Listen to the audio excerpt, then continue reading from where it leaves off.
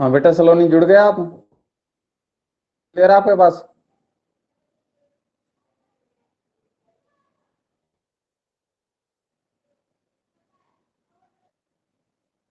बेटा वॉइस आ रही है सलोनी? बताओ एक बार, फिर क्लास को कंटिन्यू करते हैं। अरे ये आवाज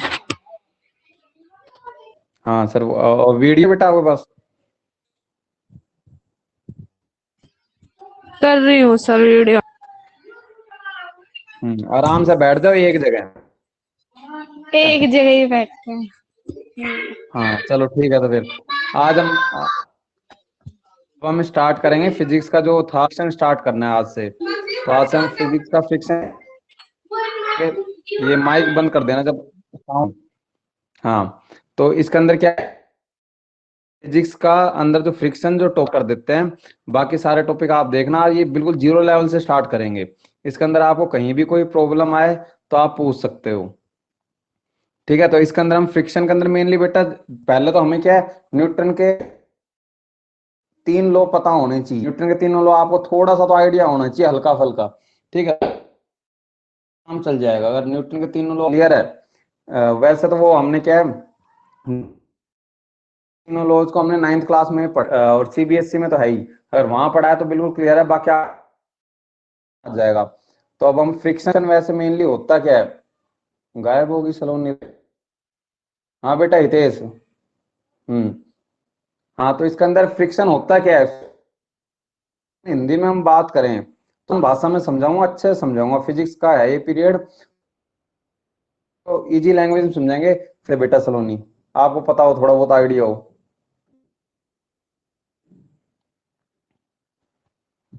बताओ।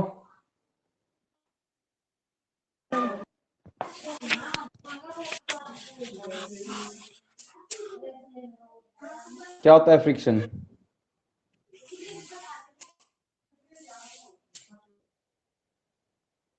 नहीं पता करो, जैसे ऑन ऑफलाइन क्लास होती थी हमारी वैसे। और रितेश बेटा, आप भी कैमरा अटेंड करनी है तो। Yes sir. ठीक है फिर मैं, हाँ तो कैमरा ऑन करके बैठो, ऐसे कैसे बैठे हो आप? तो देखते हैं चला। वैसे ये सीबीएसई में हितेश मैं बता दूं, है फिजिक्स का हमारा, उसके अंदर एक टॉपिक है फ्रिक्शन। आज हम उसके बारे में डिस्कशन करेंगे। तो कुछ न्यूमेरिकल्स भी लेंगे, कंसेप्ट भी समझेंगे। ठीक है, अब थोड़ा सा 10th क्लास से सही हो जाएगा हमारा पढ़ाना, थोड़ा सा ज्यादा लॉजिकल हो जाएगा। तो इसके अंदर फ्रिक्शन क्या, बोलो बच्चे। सर पहले चैप्टर शुरू करवा रहे हो? हम 5th चैप्टर जो फिजिक्स का है उसके अंदर एक पार्ट है फ्रिक्शन, करा रहा हूँ। Yes sir. है ना, बाकी आगे जब क्लास स्टार्ट होगी, अगर आपके स्कूल में होती है, तो हम 1st चैप्टर से कराना स्टार्ट कर देंगे कि 5th चैप्टर का एक पार्ट है फ्रिक्शन, उससे मैं, ठीक है, बाकी कोई दिक्कत समझाऊंगा, आपको समझ में आ जाएगा। फिर भी अगर जुड़े हैं, एक हितेश एक सलोनी आता है, आप बीच क्लास के अंदर भी पूछ सकते हो। तो आप फ्रिक्शन को वैसे हिंदी में हम क्या कहते हैं, घर्षण। चीज एक दूसरी चीज के ऊपर हम रख देते हैं और उसका खींचते हैं, तो वो क्या है, अपोज, तो मतलब कोई ना कोई उसको क्या है, वापस की तरह खींचता है, तो फ्रिक्शन। तो इसके बारे में हम, तो ये क्या करता है मेनली, रिलेटिव मोशन को अपोज। देखो अब कोई चीज अगर तो मैं हल्का सा बेसिक कंसेप्ट ले रहा हूँ, उसके बाद क्या है फिर इसको न्यूमेरिकल भी सोल्व करेंगे। फिर रखी हुई है तो आपको क्या है, दम लगाना पड़ता है। ठीक है, वहीं अगर उसकी सरफेस जो है वो खुरदरी टाइप में हो, तो आपको ज्यादा दम लगाना पड़ता है। और अगर वो क्या है, प्लेन हो, इस चीज को आप ऐसे समझ सकते हो, अगर गोल पहिया होता है, साइकिल का पहिया जो होता है, उसको आप इजिली मूव हो, और वहीं कहीं अगर डब्बा हो, तो आपको क्या है, उसके ऊपर ज्यादा पड़ेगा, ज्यादा ताकत से उसे, वही कहलाती है हमारी फ्रिक्शन। उसके अंदर फ्रिक्शन ज्यादा होगी, सरफेस एरिया ज्यादा हो गया, टायर होता है उसका फ्रिक्शन होता है, कम हो जाता है, तो इस वजह होता है। तो क्या है फ्रिक्शन, क्या होता है, ये क्या होता है, रिलेटिव मोशन को अपोज करता है। लोग कहता था एक्शन का अपोजिट रिएक्शन होगा, इस अगर दो चीजें कांटेक्ट में है, क्या एक दूसरे को हैंड्स को रब करते हैं, अगर आसान भाषा में समझे, इसको जब रब करते हैं तो ये हैंड एक दूसरे को अपोज करते हैं कि नहीं मूव मत हो, वो होते हैं तभी तो हमारे अंदर एनर्जी होती है। दूसरे के मोशन को अपोज करता है फ्रिक्शन, क्या करता है, मोशन को फ्रिक्शन क्या करता है, इनको अपोज करता है। रिलेटिव मोशन क्या है, जब बात होगी और उनके अंदर कोई, तो वो होता है हमारा रिलेटिव मोशन, और उसको अपोज कर हम क्या कहते हैं, फ्रिक्शन कहते हैं। बताओ बेटा सलोनी, समझ में आया नहीं आया?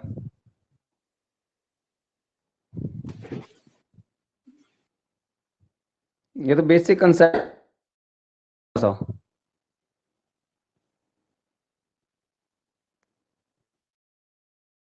समझ में आया बेटा सलोनी आपको? Yes sir. को सर आ गया। और ये देवा कौन है, यासिका है या नाम बताओ अपना? चलो डिस्कनेक्ट हो गया। तो और दूसरा क्या होता है, ये क्या आता है, ये देखो दो टाइप के फ्रिक्शन होते हैं। स्टैटिक फ्रिक्शन, फ्रिक्शन हमारा काइनेटिक फ्रिक्शन। स्टैटिक फ्रिक्शन क्या है, हम दम लगा रहे हैं, दीवार है पीछे, ये दीवार पे मैं दम लगा रहा हूँ, ठीक है, अब बट नहीं हुई ना, ठीक है, लेकिन अब इसका जब कोई चीज मूव ना हो, आसान भाषा में बात कर लेते हैं, क्या मूव ही नहीं होती, और तो उसको हम कहते हैं स्टैटिक फ्रिक्शन। और अगर क्या है, कोई चीज उसके ऊपर धक्का लागू हो गई, ठीक है, तो उसको हम कहेंगे काइनेटिक फ्रिक्शन। फ्रिक्शन। ये डिपेंड करता है, फिर ये क्या कहते हैं, काइनेटिक फ्रिक्शन होगा। अगर ये फिर डिपेंड करेगा इसके अंदर आ गई है, आ जा काइनेटिक फ्रिक्शन चीज मूव करने लग जाएगी, फिर क्या होगा, हम उसके ऊपर क्या है, जैसे कोई डब्बा पड़ा है, इसको आसानी से समझ पड़ा है, ठीक है, मैं उसको थोड़ा सा धक्का लगा रहा हूँ, कोई डब्बा है उस पर हल्का सा धक्का लगा रहा हूँ, फोर्स तो लगा रहा हूँ, बट वो क्या है डब्बा, ठीक है, और दूसरी तरफ क्या है, मैंने उसके ऊपर थोड़ी सी लगा दी, थोड़ी सी ज्यादा फोर्स होने लग गया, तो वो हो जाएगी काइनेटिक फ्रिक्शन। जब मूव करने लग जाएगा वो डब्बा, तो डेट मीन्स क्या, उसके अंदर कौन सी फ्रिक्शन होगी, काइनेटिक फ्रिक्शन। और जब क्या है, वो मूव ही नहीं हुआ, जब वो मूव नहीं हुआ तो वो स्लो नहीं आ रही। वॉइस क्लियर है बेटा हितेश आपके पास? यस सर कतई। कतई सलोनी बेटा आपके पास वो, बताओ वॉइस नहीं सर, रिप्लाई आ रही है? अटक अटक के आ रही है, बीच बीच में कट कट के। अटक अटक का आ रही है, मैं समझ सकता हूँ, लेकिन क्या है, आपको कोई दिक्कत होती है आप मेरे से, उसके बाद क्या है, ये जो ऐप है इसके ऊपर 24 आवर्स तक क्या है, जो मैं पढ़ा रहा हूँ, अब बाद में भी बाकी क्या है, नेटवर्क इश्यूज हो रहे होंगे या आ गई है। हाँ फिजिक्स पढ़ा रहे हैं हम यहाँ पर, और फिजिक्स का क्या है, जो टॉपिक है chapter number 5 CBS NCERT book में, उसके अंदर एक टॉपिक है हल्का, उसके बारे में डिस्कस कर रहे हैं। तो वही सारी है, ऐसे आपके पास क्लियर मेरी? नाम क्या है?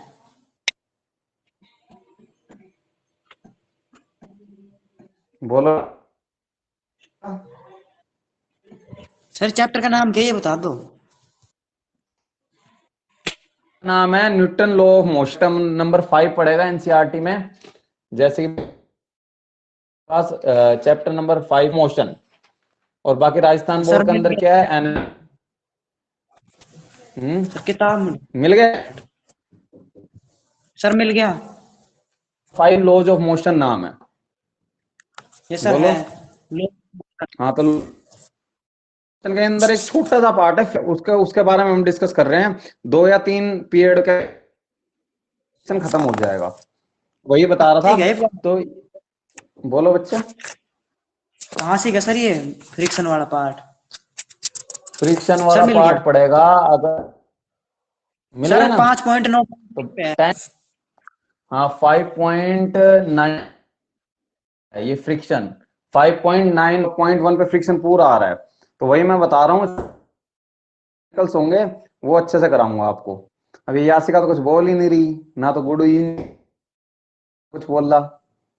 सर आप क्लास ले रहे थे इसलिए नहीं बोला मैंने। बीच में गुड इवनिंग वगैरह तो कर सकते हो ना बेटा। कौन सा वो चल रहा है इस टाइम? 522।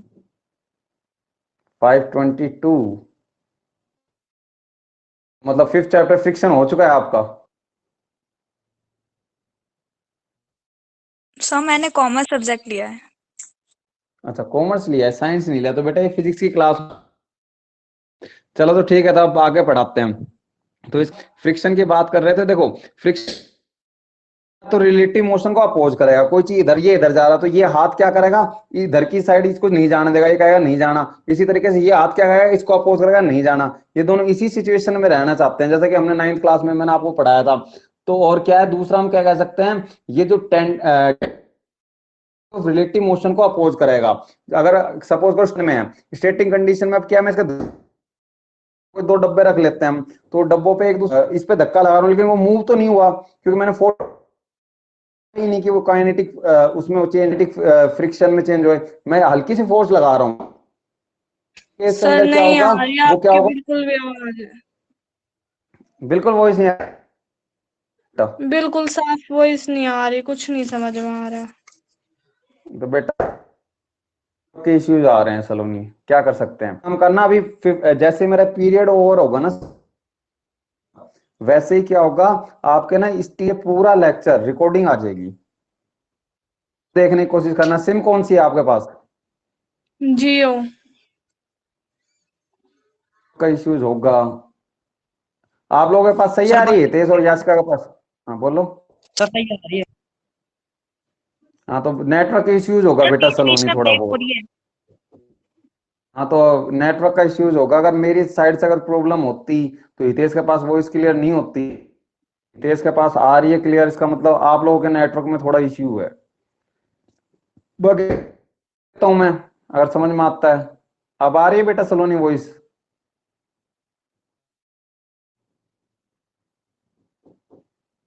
बोलो बच्चे, या नहीं आ रही अब भी क्लियर? नहीं आ रही सर बिल्कुल भी। आपकी भी ब्रेक कर रही है।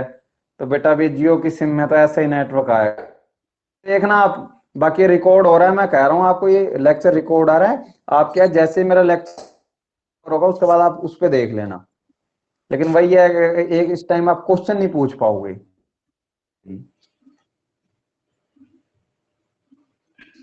तो सर अब कल से कर देना स्टार्ट। तो आप बेटा एयरटेल की सिम ले लो। एयरटेल की सिम नहीं है आप लोगों के, किसी और फोन में हो, उसे वाईफाई ऑन कर लो, हॉटस्पॉट ऑन करके और वाईफाई से मोबाइल उससे ले में लो। उसमें नेट बोलो खत्म हो बच्चे। गया। तो मैं करूँ वाईफाई उसमें कोई नेट नहीं, नेट खत्म हो गया। वाईफाई से क्या वहां पे आ जाएगा? चलो ठीक है, तो कोई बात नहीं, हल्का सा पढ़ा देते, फिर ज्यादा लंबा। ठीक है, तो थोड़ा सा बता देता हूँ। आप एक काम करना, जब बाद में हो जाए इस करना, अगर समझ आ जाता है तो ठीक है, नहीं तो फिर और कुछ देखेंगे। हाँ तो मैं यही बता रहा था, ये क्या होता है, अगर स्टेटिक होगा तो उसके अंदर टेंडेंसी होगी की, बट वो क्या है, मूव नहीं होगा। तो इसी को हम फ्रिक्शन कहते हैं। अब क्या होता है, फ्रिक्शन की डायरेक्शन क्या होती है? फ्रिक्शन की डायरेक्शन क्या होती है, टेंजेंस टेंजेंटली होता है। जो पॉइंट ऑफ कांटेक्ट है, जैसे अगर ये डब्बा इस डब्बे से यहाँ पे कांटेक्ट हो रहा है, तो यहाँ पे जो इसका सेंटर का पॉइंट होगा, उसका जो सेंटर पॉइंट होगा उससे टेंजेंटली, टेंजेंट आपको पता होगा यासिका बेटा, आपको भी टेंजेंट क्या होता है?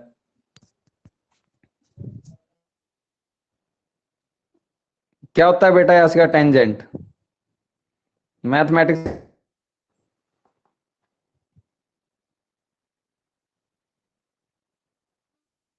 गायब हो गई। हितेश बेटा आपको याद है टेंजेंट क्या होता है? Yes sir.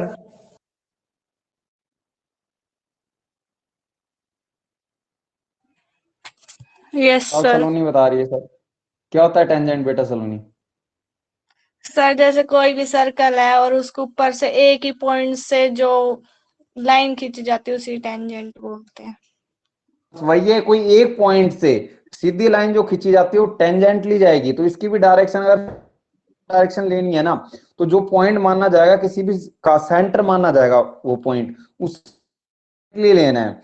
टेंजेंटली का मतलब क्या होना चाहिए, 90 डिग्री का एंगल हो जाना, 90 डिग्री का एंगल होगा किसके बीच में, रेडियस और उसके उसके बीच में, तो क्या हम कह देंगे टेंजेंटली है। तो ये डायरेक्शन होती है। बाकी क्या है, देखो इसकी डायरेक्शन ये क्या है, अगर मैं इधर की साइड कर रहा हूं ये क्या है, नहीं तू मत बढ़, इसके अपोजिट, दोनों की क्या है अपोजिट डायरेक्शन होगी। चलो मैं नोटबुक और पेन की कोशिश करता हूं, नोटबुक में देखते हैं जरा एक बार, अच्छे से क्लियर होगा। फ्रिक्शन का तो हम फ्रिक्शन टॉपिक कर रहे हैं, तो फ्रिक्शन क्या होता है, फ्रिक्शन की अगर डेफिनेशन बोलता है कोई कि फ्रिक्शन क्या होता है, तो सबसे पहले क्या बताना है, इसको शॉर्ट फॉर्म में लिख रहा हूं, आप क्या है लॉन्ग फॉर्म में भी लिख सकते हो। ये क्या है, रिलेटिव पोज करता है, रिलेटिव मोशन को, मतलब अगर कोई चीज मोशन में होना चाहती है तो उसको क्या करेगा, अपोज करेगा कि तू मतलब, तो ठीक है अपोज करता है। जैसे कि क्या करना पड़ता है, अगर कोई हमारे पास ये डब्बा है तो क्या है, नोटबुक है और ऊपर वाला ये है, ये इसको अपोज कर रहा है कि मोशन में मत हो, और ये इसको अपोज कर रहा है, तो ये क्या करता है, रिलेटिव मोशन को अपोज करता है। मतलब क्या कहता, अगर कोई दो चीज है तो रिलेटिव मतलब दो चीज को अपोज करेगा, ये चाहता है ये मूव ना हो और ये चाहता है ये मूव ना हो, इसको कहते हैं रिलेटिव मोशन। क्या कह सकते हैं, ये तो हो गया रिलेटिव मोशन को अपोज करता है किसमें, अगर हम काइनेटिक फ्रैक्शन की बात, क्या है कई बार क्या चीज मूव नहीं होती, वो क्या है स्टैटिक रहती है वहीं की। जैसे कि अगर हितेंद्र सर क्या है बहुत बड़े ट्रक को मूव करने की कोशिश करे और जाकर उसको धक्का मारे, बड़ा ट्रक मूव हो जाएगा, नहीं होगा अकेले से। तो उसके अंदर क्या टेंडेंसी होगी कि वो मूव, बोल हितेश कुछ बोल रहा था। सर कुछ नहीं। हाँ तो वहीं अगर एक छोटी साइकिल हो, ठीक है, उसको अगर मैं क्या करना चाहूँ, मूव करना चाहूँ, वो मूव हो जाएगी।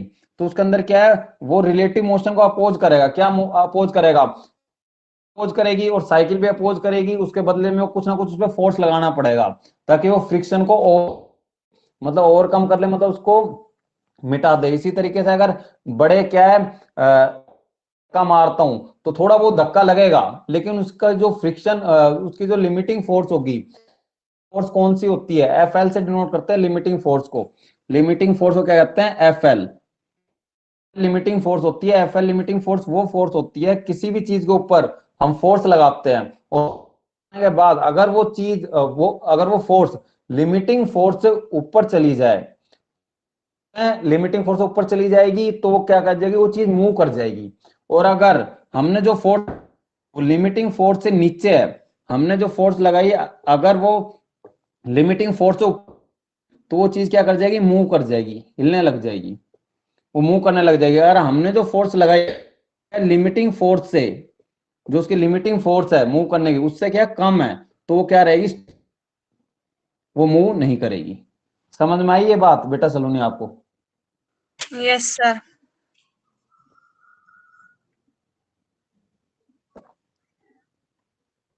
वही वही सारी है बेटा सलोनी अब सर अब तो ठीक आ रही है पहले से तो। हाँ, एफ लिमिटिंग क्या होता है, एफ लिमिटिंग क्या एक फोर्स है जो किसी चीज को ऊपर आप लगाते हो, और लगाने के बाद अगर करने लग जाती है, मूव करने लग जाती है, तो इसका मतलब क्या हो गया, वो हमारा क्या हो गया, काइनेटिक फ्रिक्शन हो गया। कौन सा हो गया, काइनेटिक फ्रिक्शन हो गया, वो क्या है मूव करने लग जाएगा। और अगर क्या है, अगर करता है तो वो क्या हो गया, हमारा स्टैटिक फ्रिक्शन हो गया। अगर हमने जो फोर्स फोर्स अबव होगी तो वो क्या है, मूव करने लग जाएगी। और हमने जो फोर्स लगाई किसी भी डब्बे पे मीटिंग फोर्स से क्या होगी, कम होगी, तो क्या हो जाएगी, वो स्टैटिक रहेगी, वो वहीं की वहीं रहेगी। हितेश बेटा आपको समझ में आई ये चीज? Yes sir. हम बोल रहा है क्या 10th से ज्यादा दिमाग आ गया 11th में आने के बाद? सर चलो दिमाग कोई उतना ही नहीं, है। हम उतना ही है, हम क्या ऐसे आसानी से फिजिक्स करेंगे धीरे धीरे, कोई दिक्कत की बात नहीं है, आसानी से धीरे धीरे समझ गए, उसके न्यूमेरिकल भी लेंगे जैसे जैसे टाइम होता रहेगा। फ्रिक्शन आपको इसकी अगर फ्रिक्शन की कोई डायरेक्शन पूछता है, कई बार क्या है ये पूछ लेते हैं इसकी डायरेक्शन क्या होगी, तो डायरेक्शन क्या होगी बच्चों इसकी, टेंजेंटली होगी अलोंग द कॉन्टैक्ट। जो इसका कॉन्टैक्ट हो रहा है नाम के हेल्प से मैं अच्छे से समझाऊंगा, आप अभी इतना नोट कर लो। ये क्या होगी, टेंजेंटली होगी, टेंजेंटली होगी अलोंग द कॉन्टैक्ट। जो कॉन्टैक्ट पॉइंट होगा हमारा, वहां पे भी हमने 10th क्लास में क्या पढ़ा था, पॉइंट होता है जो सर्कल के ऊपर, हमने क्या करा, सर्कल था, ठीक है, उसके ऊपर मैंने आपको पूरा ऊपर ये कॉन्टैक्ट पॉइंट, ये कॉन्टैक्ट पॉइंट है, इसके बीच में जो बनता है यही टेंजेंट होता है, ठीक है। क्या है, यहां से इसके बीच में 90 डिग्री का एंगल होता है। उस टाइम पे बहुत चीज आसान सी लगती थी, पता चलेगा सर इसके अंदर नॉर्मल ऑफ। हाँ बोलो बच्चे। सर आपने वीडियो ऑन कर रखी, मेरी स्क्रीन पे तो कुछ नहीं दिखाई दे रहा।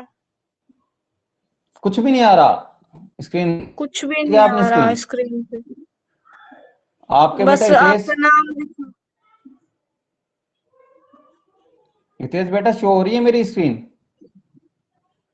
Yes sir. हितेश बताओ।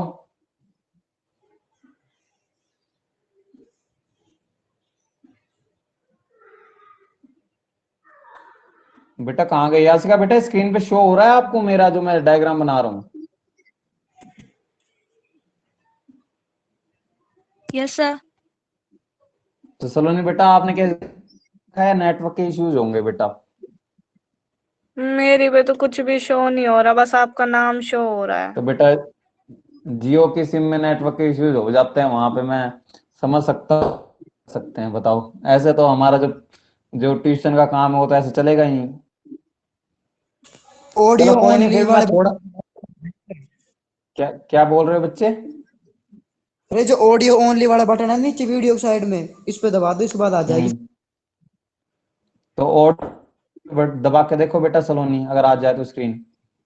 वैसे यहाँ पे मेरी साइड से वीडियो बिल्कुल, नया ऐप है, थोड़ा टाइम लगेगा समझने में। आ गई सर। तो इतनी देर से फिर ऐसे ही सुने जा रहा था, आपने पहले क्यों नहीं बोला? मेरे को क्या पता था आप डायग्राम बना रहे हो। डायग्राम में लिख भी रहा, तब इतना अब समझ में फिर आया गायब यदि हो डायग्राम गई। क्लिक कर दिया होगा या तो।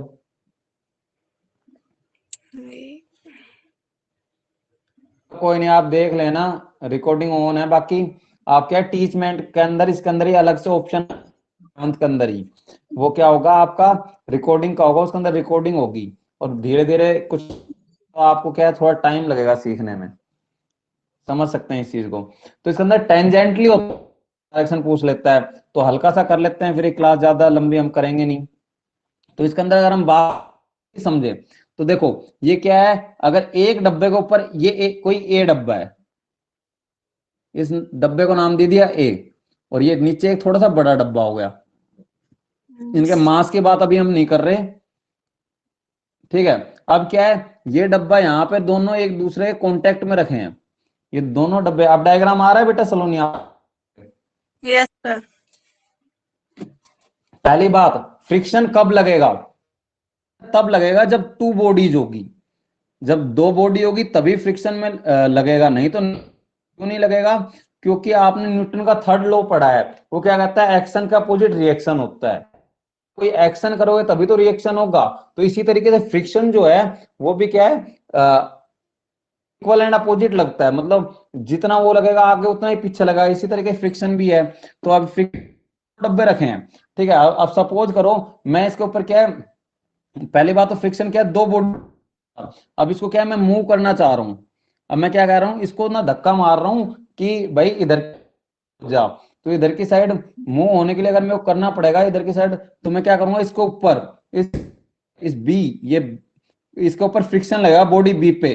तो हमें क्या, कितनी फोर्स लगानी है, four B due to A. तो इसके अंदर कितना फ्रिक्शन लगेगा, इतना फ्रिक्शन लगेगा कि बॉडी बी पे ऐसे जो फ्रिक्शन, जो हमें फोर्स लग रही है, जो हमारी फोर्स लग रही है उतना ही हमारा फ्रिक्शन लगेगा। क्या होगा, ड्यू टू ए।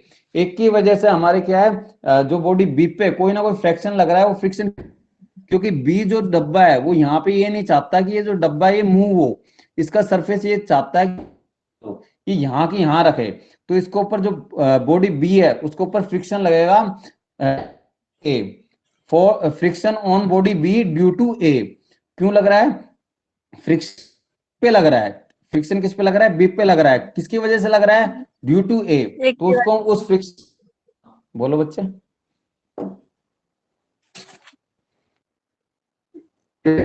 को बोलेंगे friction on B due to ए।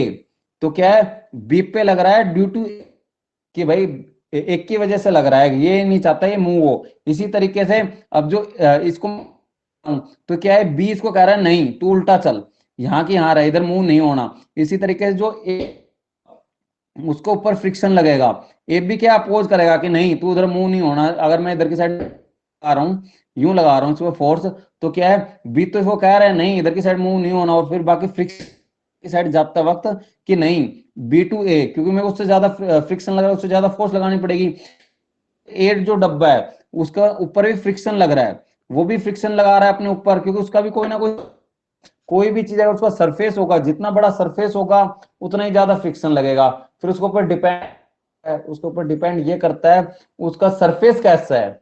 एकदम बिल्कुल ही खुरदरा खुरदरा हुआ तो लगेगी बेटा, और बिल्कुल प्लेन हुआ, अगर फ्रिक्शन मिनिमम करनी है, ना तो ज्यादा खुरदरा होना चाहिए ना बिल्कुल प्लेन होना चाहिए। और बिल्कुल प्लेन होगा तो भी फ्रिक्शन ज्यादा लगेगी, दोनों कंडीशन में ज्यादा फ्रिक्शन लगेगी। अब इस केस में क्या होगा, ये जो डब्बा ए है वो कहेगा नहीं मैं भी नहीं होना चाहता, वो इस डायरेक्शन में करेगा, तो इसके ऊपर जो फ्रिक्शन लगेगी, फ्रिक्शन ऑन ए, बी की वजह से फ्रिक्शन लगेगी नहीं, ये एक डब्बा कहेगा नहीं मैं इधर मूव होना चाहता हूं, और हम इस ऊपर जो फ्रिक्शन लगेगी हम इधर मूव करते टाइम वो लगेगी बी टू ड्यू टू ए। बताओ इसके अंदर कोई चीज समझ में ना?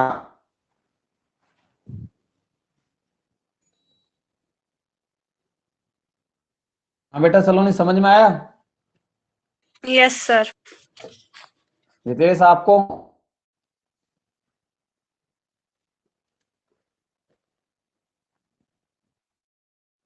गायब हो गए रितेश। चलो ठीक है, थोड़ी बोरिंग हो जाती है फिजिक्स, मुझे हल्की से बोरिंग हो जाती है इसीलिए। तो आप देखो, अब फ्रिक्शन की बात हम कर रहे हैं, तो फ्रिक्शन कितने टाइप, अगर फ्रिक्शन के टाइप पूछ ले कोई, तो बेटा फ्रिक्शन जो होती है वो हमारी टू टाइप्स की, उसी के साथ हम न्यूमेरिकल करेंगे। फ्रिक्शन हमारी दो टाइप की होती है, एक होती है हमारी फ्रिक्शन स्टैटिक फ्रिक्शन, आपको पहले ही बता चुका हूं, और एक होती है हमारी काइनेटिक फ्रिक्शन।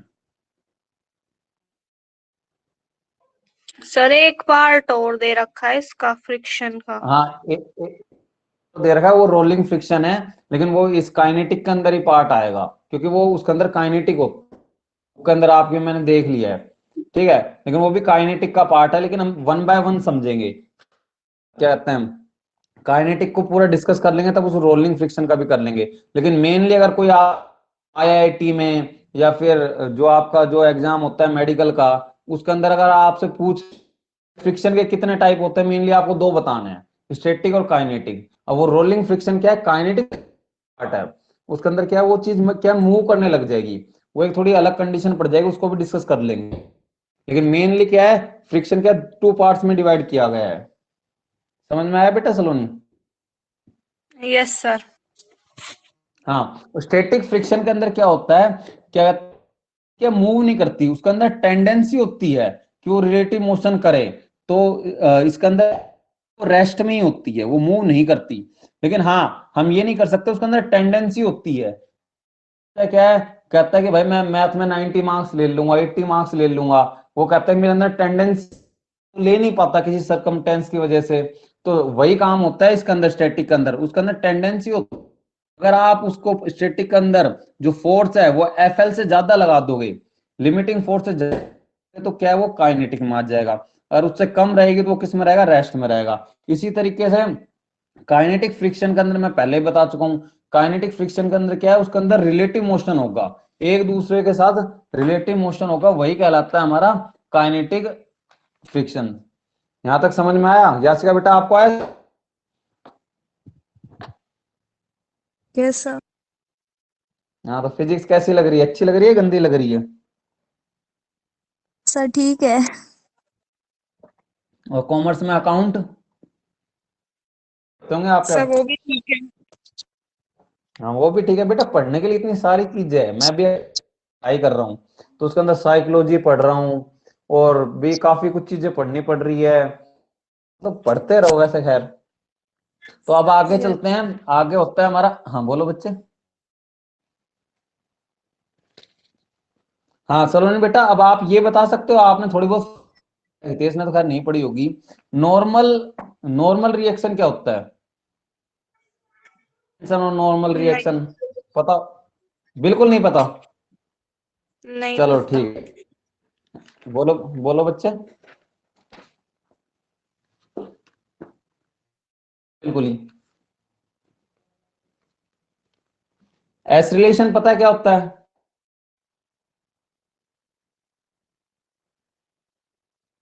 हाँ सलोनी बच्चे बताओ, रिलेशन का क्या सर? फॉर्मूला, एस रिलेशन का फॉर्मूला क्या होता है? किसका? एस रिलेशन बोले, एस रिलेशन या एक रिलेशन? अच्छा, acceleration sir, mg। S relation का क्या होता है? M G. ठीक है। और सर वैसे डिफरेंशिएट करते हैं टाइम के रेस्पेक्ट में वेलोसिटी को, तब भी हम्म, एक्सेलरेशन है। एक्सेलरेशन का हो गया बेटा, मैं एक्सेलरेशन पूछ रहा हूं, देखो अरे शायद एम जी तो क्या है, वेट मास इनटू में ग्रेविटी तो बता। हाँ, इससे पूछ लेते हैं हितेश से, बेटा नाइन्थ में फिजिक्स पढ़ाई थी, एक्सेलरेशन का फॉर्म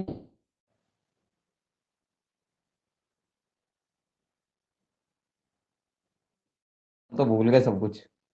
हितेश बताओ एक्सेलरेशन का फॉर्मूला क्या होता है बच्चे? सर किसका? यासिका, एक्सेलरेशन का फॉर्मूला नाइन्थ में पढ़ाई थी फिजिक्स, मैं नहीं पढ़ाई थी शायद, एक्सेलरेशन कुछ सुना सुना लग रहा होगा। यासिका से पूछते हैं, यासिका बच्चे बताओ, आप बताओ एक्सेलरेशन का फॉर्मूला क्या होता है? Sir v minus you upon T. ये तो बेटा वो हो गया आपका, ये तो वो जो स्पीड की दो तीन रिएक्शन थी वो थी, मैं एक्सेलरेशन क्लास की बुक हो तो उसके अंदर देखना, एक्सेलरेशन आप लोगों को सर अच्छे से उसमें कराई थी ये मैंने। तो होता है फोर्स अपॉन में और फिर मास। हाँ हाँ, very good very good. Acceleration के क्या है, दो तीन फॉर्मूले हैं, लेकिन हमें यहाँ पे ये क्या है, वो होएगा हमारा acceleration is equal to force upon में मास, स्मॉल एम से क्या है, मास को डिनोट करते हैं, ये फॉर्मूला चाहिए हमें। हाँ वैसे आप भी सही बता रहे हो, वो भी एक्सेलरेशन के दो तीन फॉर्मूले और थे, वो बाकी आगे डेरिवेशन हो रही थी उनकी, लेकिन बेसिक फॉर्मूला ये था, याद आया नहीं आया? हाँ सोलोनी बेटा। Yes sir. ठीक है, इसके अंदर जो एक्सेलरेशन होती है वो वेक्टर क्वांटिटी होती है। आप लोगों ने, ये जो बच्चे जुड़े हैं यासिका और हितेश, इनको तो मैंने अच्छे से कराया था। और फोर्स भी क्या होती है, वेक्टर क्वांटिटी होती है। और नीचे क्या होता है, मास क्या हो जाता है, वो स्केलर क्वांटिटी हो जाता है। हाँ स्केलर हो जाता है। ठीक है, लेकिन बट अगर जो वेक्टर अपॉन में स्केलर, आंसर वेक्टर में आएगा। अब मैं आपको बता रहा हूँ नॉर्मल रिएक्शन क्या होता है, क्योंकि अब जो हम काइनेटिक फ्रिक्शन, उससे पहले क्या हमें नॉर्मल रिएक्शन समझ में आना चाहिए, नहीं तो हमें आगे कुछ भी समझ में नहीं आएगा। ठीक है, तो नॉर्मल रिएक्शन की हम बात करते हैं, नॉर्मल क्या होता है, नॉर्मल, अभी नॉर्मल रिएक्शन क्या होता है बच्चे, इसको सबसे पहले अगर हम बात करें तो कई बुक्स के रिएक्शन को किससे डिनोट कर रखा है, आर से। नॉर्मल रिएक्शन को हम किससे डिनोट करेंगे, आर से। या फिर आप इसको किससे डिनोट कर सकते हो, नॉर्मल रिएक्शन को कैपिटल एन से। समझ में आई बात? कई बुक्स में आर से दे रखा है, कई बुक्स में एन से दे रखा है, बोलो समझ में आई नहीं है ये बात? Yes sir. ठीक है, जो आरबीएससी की बुक है, ठीक है, उसके अंदर आरबीएससी की बुक नॉर्मल रिएक्शन को किससे दे रखा है, आर से डिनोट कर रखा है। और जो सीबीएसई की बुक के अंदर किससे डिनोट कर रखा है, एन से डिनोट कर रखा है। तो कंफ्यूज मत होना, कहीं मैं आर लिख दूं या एन लिख दूं, मत जाना, उसका मतलब क्या है, नॉर्मल रिएक्शन ही है। अब ये होता क्या है नॉर्मल रिएक्शन, बिल्कुल समझा रहा हूं। नॉर्मल रिएक्शन क्या होता है, अगर सपोज करो ध्यान से सुनना मेरी बात को। कोई डब्बा रखा हुआ है यहाँ पे, ये डब्बा रखा हुआ है, इसका मास क्या है, ये देखो पहले बात सेंटर में होता है उसका। देखो अर्थ के ऊपर, अर्थ क्या है, हर चीज को अपनी साइड खींचती है, जो हमने 9th क्लास में चैप्टर पढ़ा था जिसका नाम था ग्रेविटेशन। इसके अंदर क्या है, अर्थ हर एक चीज को खींचती है। लेकिन जरा ये ध्यान से देखना, अर्थ क्या है, अर्थ क्या है, सर्कल इन नेचर है, वो हर एक चीज को अपनी ड्यू टू ग्रेविटेशनल फोर्स। लेकिन जरा ध्यान से देखना इधर, मतलब सारी चीजों को वो अपने खींचती है। अगर ध्यान से देखो तो जो अर्थ, जो उसका जो सेंटर होता है उसकी साइड खींचती है, उसे ही हम कहते हैं। इसे क्या है, अगर हमारा कोई डब्बा, तो कोई डब्बा जो होता है उसका जो मास उन्हें मानते हैं, वो क्या है, सारी चीजें सेंटर की साइड खींचता है। तो है, अरे कोई डब्बा है, नॉर्मल रिएक्शन का मास हमने m मान लिया। क्या मान लिया, बोलो, आया नहीं आया समझ में यहां तक? Yes sir. ठीक है, अब इसके अंदर क्या है, इसका जो ये पॉइंट नहीं है, ये हमने पॉइंट मान लिया, सेंटर के अंदर मान लेते हैं। तो इसका मैं, और इसके अंदर क्या है, अब देखो कोई ना कोई वेट तो होगा बच्चे, कोई ना कोई वेट होगा, तो नीचे की साइड धकेलेगा। इसके अंदर कोई मास है, मास, अब मास होता है, फिर एक ग्रेविटी ड्यू टू अर्थ पढ़ा है ना, ग्रेविटी ड्यू टू अर्थ हमने 9th क्लास में पढ़ा था, जी से इस 0.8 होती है। और नॉर्मली हम इसको जी को क्या ले लेते हैं, जब हमें न्यूमेरिकल सोल्व करना होता है 10 लिख लेते हैं। Acceleration due to gravity, acceleration due to gravity, याद आया बेटा यासिका? Yes sir.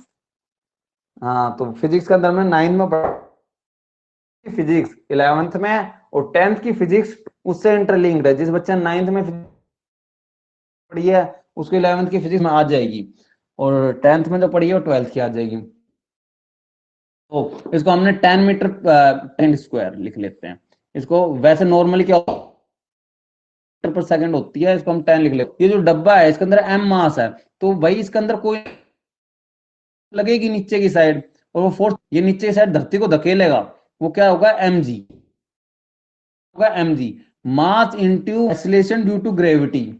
इसके अंदर फोर्स कितनी साइड लगी, कितनी लगी फोर्स, मास इंटू ग्रेविटी। तो नहीं,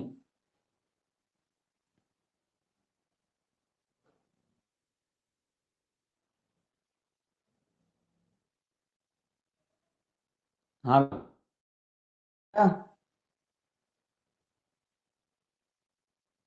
यासिका आपको?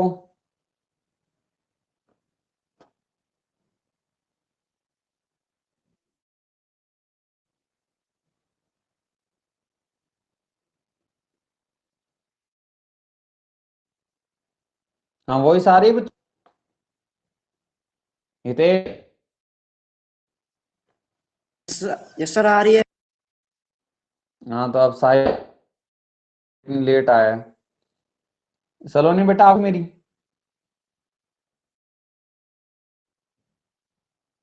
5 मिनट को, उसके बाद इसको एंड कर देंगे, ज्यादा देर की क्लास नहीं लेंगे, टॉपिक अगली क्लास में डिस्कस करेंगे। सलोनी बेटा वॉइस आ रही है?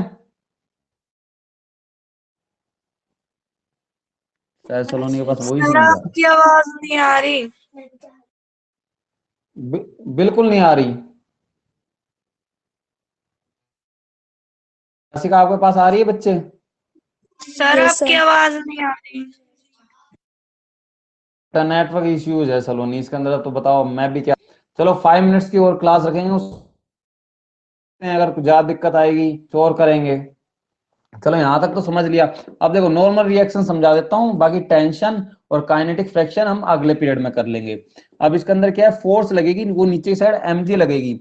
अब देखो, अब जब फोर्स इसको ऊपर इतनी इधर की साइड, ठीक है, तो देखो आपने पढ़ा है कोई भी उसके इक्वल एंड अपोजिट रिएक्शन होता है। हाँ, था अगर हम किसी को एक थप्पड़ मारते तो सामने वाले बंदे में भी गुस्सा आता है, वो उसका भी मन करता है मैं एक मार, कभी कभी बार क्या है, डबल रिएक्शन भी हो जाता है, 2 थप्पड़ ही मार देता है। तो अब देखो, जब ये डब्बा जो है वो उसके ऊपर क्या है, इधर की साइड फोर्स लगा रहा है, तो क्या है, ये जो अर्थ है वो भी साइड आपको अपोजिट क्या फोर्स लगाएगी। अगर ये नहीं लगाती तो क्या है, नीचे की साइड धस जाता।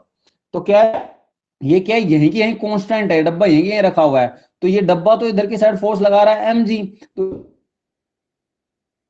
जिस अर्थ पे रखा हुआ है, जिस सरफेस पे रखा हुआ है, वो भी क्या है, इसके ऊपर क्या है, फोर्स लगाएगी जिसका नाम होगा mg, उतनी फोर्स लगाएगी, इक्वल एंड अपोजिट फोर्स लगाएगी कि क्या है, ये चीज यहीं की यहीं रखी रह जाए। अब आ रही है वॉइस बेटा सलोनी? Yes sir. हाँ, तो ये भी अर्थ जो है वो भी इक्वल अपोजिट फोर्स लगाएगी, वो भी फोर्स कितनी लगाएगी, mg लगाएगी, और इसी फोर्स को ध्यान से सुनना, इसी फोर्स को हम r से बोलते हैं, या फिर इसी फोर्स को हम नॉर्मल ऑफ रिएक्शन बोलते हैं। इसी फोर्स को हम या तो r या नॉर्मल ऑफ रिएक्शन, ये दोनों सिंबल बताए मैंने RBSC और CBSC के हिसाब से। इसी को हम नॉर्मल ऑफ रिएक्शन कहते हैं। अब इसको नॉर्मल ऑफ रिएक्शन क्यों कहते हैं, कि ये जो फोर्स है ये 90 डिग्री का, कितने डिग्री का एंगल बनाती है, डिग्री का एंगल बनाती है, इसीलिए हम इसको नॉर्मल रिएक्शन वगैरह जो भी आप बोल सकते हो, आर या एन से। हाँ सलोनी बेटा, समझ में आया नॉर्मल रिएक्शन क्या होता है? Yes sir. अब इस केस के अंदर लेकिन ये यहाँ पे तो ट्रू है, ये लास्ट पॉइंट है बस, इसके बाद हम इसको कुछ थोड़ा सा फिजिक्स के अंदर ना टेंस, ये फिजिक्स तो थोड़ा सा न्यूमेरिकल पार्ट पे थोड़ा ध्यान देना पड़ेगा। इसके अंदर क्या है, अब यहाँ पे क्योंकि रही है, अगर इक्वल एंड अपोजिट लग रही है तो क्या ये चीज यहीं की यहीं कांस्टेंट है, ये भी इतनी दबाव धक्का दे रहा है और ये भी इतने दबाव से धक्का दे रहा है, नहीं रखा रहेगा, मूव बिल्कुल नहीं करेगा। अगर अगर सपोज करो, अब क्या डब्बा जो क्या है, ऐसा कोई सरफेस दे रखा हो आपको, यूं ये कोई सरफेस दे रखा है, और यहाँ पे क्या है, यहाँ पे कोई सरफेस इस तरीके का दे रखा है, जैसे यहाँ पे क्या है, वो थीटा डिग्री का एंगल बना रहा हो, कितने डिग्री, थीटा, और यहाँ पे कोई डब्बा रख, ये हल्का सा टॉपिक समझ लो, उसके बाद इस पीरियड को एंड कर देंगे। मास का डब्बा है, कितने किस किस मास का डब्बा है, एम मास कितना है, एम है। तो अब जरा देखो, अब क्या है, इसको जो फोर्स लगेगी, अब क्या है, ये आपको पता है इजीली, ये डब्बा अगर ऐसे इंक्लाइंड सरफेस पे है, ये तो भाई खिसकता हुआ इधर आ जाएगा, तो इसके ऊपर नॉर्मल ऑफ रिएक्शन क्या होगी। अब अगर हम इसको ध्यान से देखें, ठीक है, इधर की साइड खिसकता हुआ आ जाएगा, क्यों आ जाएगा, क्योंकि इसके अंदर जो नॉर्मल ऑफ वो इक्वल एंड अपोजिट नहीं होगी, नॉर्मल ऑफ रिएक्शन क्या है, थोड़ी सी कम हो जाएगी, हो जाएगी, थोड़ी सी कम हो जाएगी। जरा देखो, अब जो इसका सेंटर है वो तो भाई क्या है, तो है वो तो क्या है, नीचे की साइड फोर्स लगाएगा, की साइड लगाएगा, नीचे की साइड फोर्स लगाएगा, कितनी फोर्स लगाएगा, लगाएगा mg to gravity, acceleration due to gravity, side force लगाएगा, अंदर क्या हो जाएगा आपका, ये जो नॉर्म हो जाएगा। अब इसके अंदर वही सारी है सब बच्चों के पास, हाँ यस सब बेटा सर। वॉइस क्लियर है आप? यस। तो अब इसके अंदर जो फोर्स लग रही है, जो फोर्स लग रही है किस डब्बा नीचे लगा रहा है वो mg लगा रहा है। अब इसके अंदर थोड़ा सा कंसेप्ट एक मैथमेटिक्स का आ जाएगा, ठीक है, उसको हमें अच्छे से समझो, क्लियर है तो समझ में आ जाएगा, नहीं है क्लियर तो भी मैं, बाकी एक हल्का सा 10th का कंसेप्ट है, क्या होगा, आप देखो यहाँ पे mg लग रही है, बट यहाँ पे क्या है, ये इसकी जो नॉर्मल ऑफ रिएक्शन है आपके हिसाब से क्या है, ये बिल्कुल होनी चाहिए, अगर ये बिल्कुल लग जाती है नॉर्मल तो क्या ये बिल्कुल मूव नहीं करता, बट इस क्या ये मूव कर रहा है, क्योंकि इसके अंदर अगर इसकी फोर्स देखें तो इसकी फोर्स क्या दो भागों में बढ़ जाएगी, फोर्स लग रही है तो अब यहाँ पे कितनी लग जाएगी, mg cos थीटा। अब ये हल्की सी समझ में नहीं आएगी लेकिन इसके बाद आएगी, ठीक है। अब यहाँ पे जो फोर्स लगेगी वो लगेगी mg sin theta, sin theta को, हाँ बोलो, आ रही बेटा सलोनी, समझ में नहीं आया आपने थोड़ा बहुत? सर आ रही है। वेल,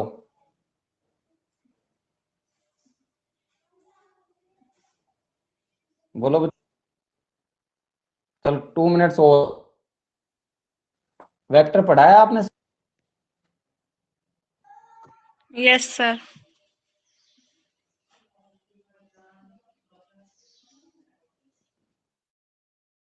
शायद वेक्टर नहीं पढ़ा। देखो बच्चे, ये अगर वेक्टर का मैं थोड़ा सा एक्सप्लेन कर देता हूँ ताकि अच्छे से क्लियर हो। वेक्टर में क्या होता है बेटा, ऐसा कोई ट्रायंगल है, ऐसा कोई ट्रायंगल होगा, अगर हम क्या कहते हैं इधर की साइड एस लग रही है, ठीक है, एस क्या है, हमारे पास फोर्स एफ लग रही है, एफ लग, हमें पता है ये वाला एंगल, ये वाला एंगल 90 डिग्री का होता है। तो अब हमें पता, अगर 90 डिग्री का है तो हम क्या करेंगे इसको जरा, अब ये क्या है, देखो वेक्टर के अंदर है, ज्यादा मैं मैथमेटिक्स के अंदर अब नहीं जाऊंगा। तो ये देखो, ये वाली चीज होगी हमारी एफ साइन थीटा, और ये होगी F cos। एंगल, अगर हम थीटा मान रहे हैं कोस थीटा, ठीक है। अब क्या है, जो हमारा पैरेललोग्राम रूल है वेक्टर का, किसका रूल, ग्राम वाला रूल है, वो क्या कहता है, इतना ही हो जाएगा एफ कोस थीटा। अब देखो ये वाला एंगल 90 का, तो ये वाला एंगल भी 90, जैसा कि हमने 10th में पढ़ा है। तो अब देखो हमें क्या एफ वेक्टर लाना है, एफ वेक्टर लाना, तो एफ वेक्टर कैसा आ जाएगा, 90 डिग्री का एंगल है, तो इसके अंदर कौन सी थ्योरम लग जाएगी बच्चों, पाइथागोरस। पाइथागोरस। हाँ, तो पाइथागोरस थ्योरम लग जाएगी, तो इसके अंदर क्या आ जाएगा, एफ का यहाँ पे हो जाएगा sine square theta plus cos square theta. होता है साइन स्क्वायर थीटा और कोज स्क्वायर थीटा क्या होता है, 1। साइन स्क्वायर थीटा और होता है, तो ये 1 हो जाएगा, और ये क्या हो जाएगा आपका जो एफ स्क्वायर है, और ये एफ स्क्वायर है, फोर्स इक्वल टू, समझ में आ गई बात। जब भी क्या है, अगर हमें क्या है किसी एंगल पे कोई फोर्स दे रखी हो, तो हम फोर्स और वर्टिकली फोर्स हम निकाल लेते हैं। सीधी फोर्स लग रही है तो बात अलग है। अगर कोई इस तरीके से फोर्स, किस तरीके से कि भाई वो टेढ़ी लग रही है, कोई थीटा लग रही है, जैसे ट्रिग्नोमेट्री में हमने 10th क्लास, या कोई किसी फाई एंगल पे लग रही है, तो क्या है हम उसका कंपाउंड और वर्टिकली कंपाउंड वो फाइंड आउट कर लेंगे। हॉरिजेंटली कंपाउंड क्या होगा, को वो कुछ भी हो सकता है, फोर्स के फॉर्म में ले रखा है, किसी और फॉर्म में ले सकता है। इस तरीके से वर्टिकली जो कंपोनेंट होगा साइन के फॉर्म में होगा। इसी तरीके से मैं बता रहा हूं इसके अंदर, अब ये वाला एंगल थीटा का था, तो अब ये वाला एंगल थीटा का था, तो आप इजीली जज कर सकते हो। देखो ये, अब ये वाला एंगल लगती है किसी भी चीज की, मैंने क्या कहा, वो हमेशा सीधी लगती है, 90 एंगल होगा। और अगर ये नए पेड़ से ये क्या पता चल जाता है, ये भी कितने डिग्री का एंगल हो गया बच्चे, डिग्री का। सलोनी बेटा आपके पास, यस सर। हाँ तो समझ नहीं आ रहा है, ये बताओ आप। सर आज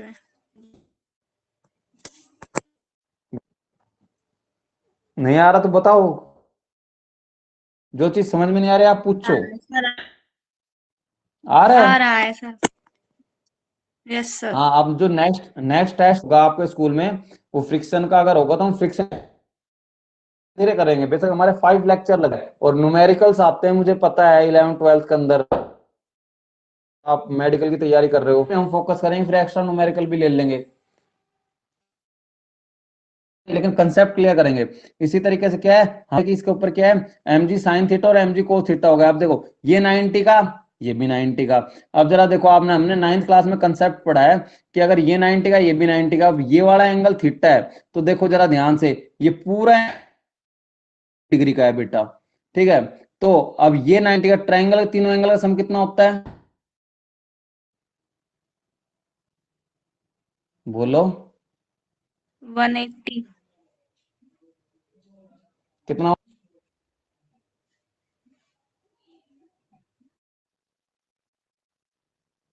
बेटा आप बता दो, अगर लेक्चर में हो गया।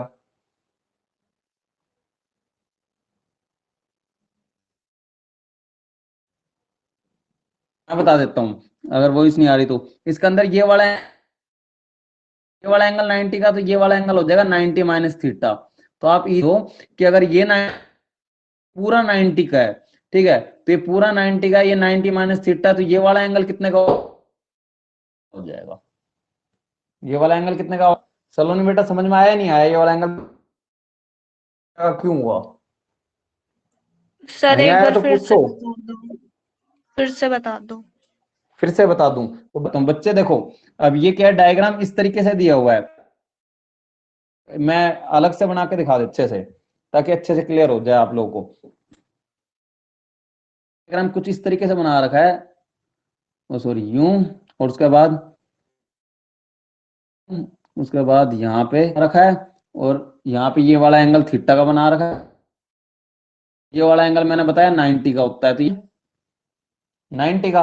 वीडियो क्लिप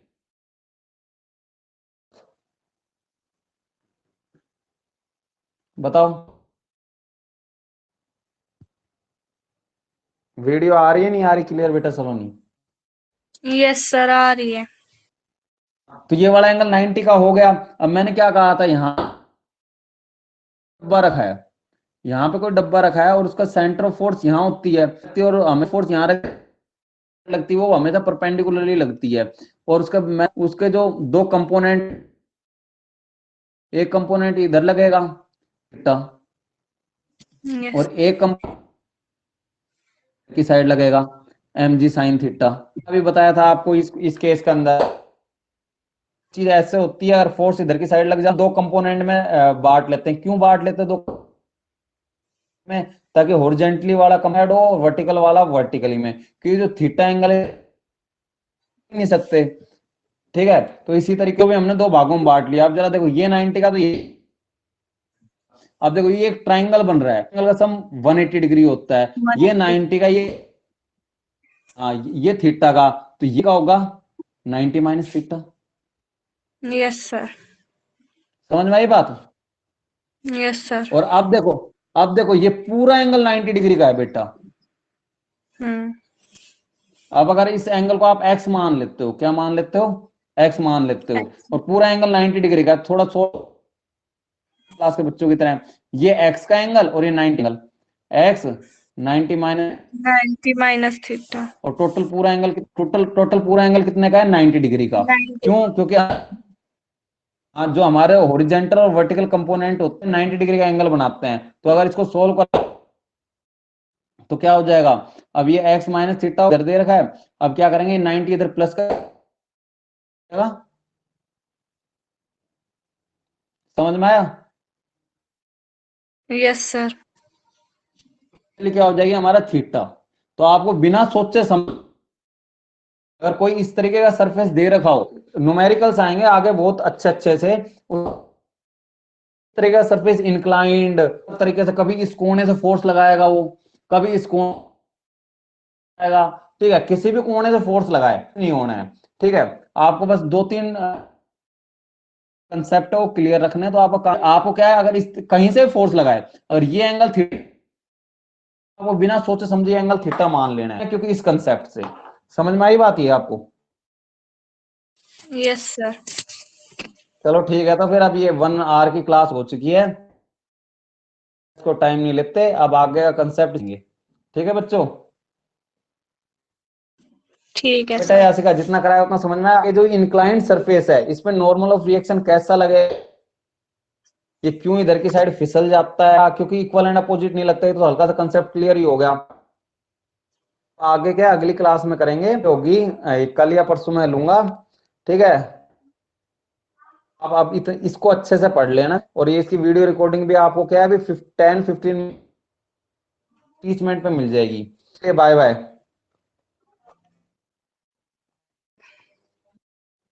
यासिका बेटा समझ, यस सर। हितेश तो बोर होकर वापस, थोड़ा बोरिंग सब्जेक्ट है। चलो ठीक है तो बच्चों, कल मिलते हैं फिर अगली क्लास में, ठीक है बेटा सलोनी? ठीक है सर।